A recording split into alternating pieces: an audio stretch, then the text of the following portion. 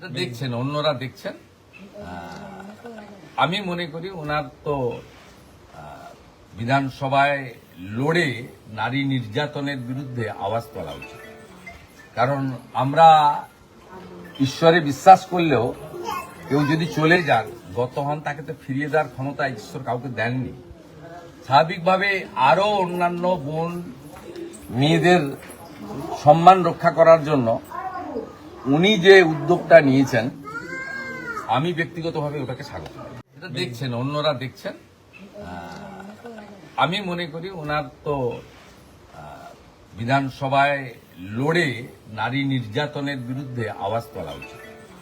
কারণ আমরা ঈশ্বরে বিশ্বাস করলেও কেউ যদি চলে যান, গত হন, তাকে তো ফিরিয়ে দেওয়ার ক্ষমতা ঈশ্বর কাউকে দেননি। স্বাভাবিকভাবে আরো অন্যান্য বোন মেয়েদের সম্মান রক্ষা করার জন্য উনি যে উদ্যোগটা নিয়েছেন, আমি ব্যক্তিগতভাবে ওটাকে স্বাগত জানাই। এটা দেখছেন, অন্যরা দেখছেন। আমি মনে করি ওনার তো বিধানসভায় লড়ে নারী নির্যাতনের বিরুদ্ধে আওয়াজ তোলা উচিত। কারণ আমরা ঈশ্বরে বিশ্বাস করলেও কেউ যদি চলে যান, গত হন, তাকে তো ফিরিয়ে দেওয়ার ক্ষমতা ঈশ্বর কাউকে দেননি। স্বাভাবিকভাবে আরো অন্যান্য বোন মেয়েদের সম্মান রক্ষা করার জন্য উনি যে উদ্যোগটা নিয়েছেন, আমি ব্যক্তিগতভাবে ওটাকে স্বাগত জানাই। এটা দেখছেন, অন্যরা দেখছেন। আমি মনে করি ওনার তো বিধানসভায় লড়ে নারী নির্যাতনের বিরুদ্ধে আওয়াজ তোলা উচিত। কারণ আমরা ঈশ্বরে বিশ্বাস করলেও কেউ যদি চলে যান, গত হন, তাকে তো ফিরিয়ে দেওয়ার ক্ষমতা ঈশ্বর কাউকে দেননি।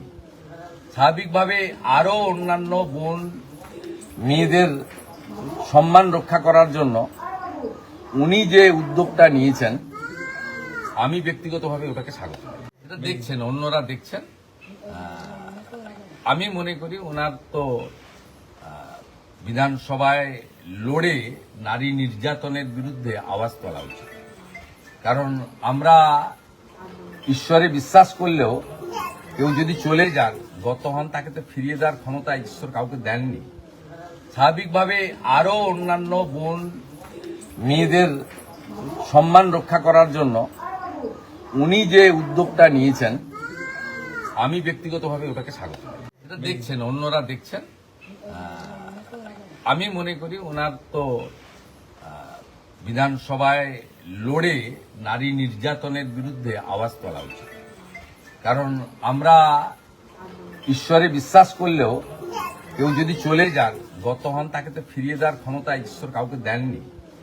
স্বাভাবিকভাবে আরো অন্যান্য বোন মেয়েদের সম্মান রক্ষা করার জন্য উনি যে উদ্যোগটা নিয়েছেন, আমি ব্যক্তিগতভাবে ওটাকে স্বাগত জানাই।